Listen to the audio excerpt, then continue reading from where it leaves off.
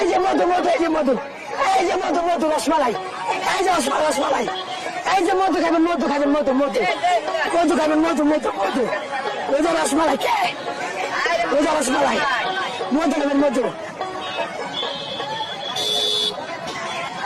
এই কিরে এই কিরে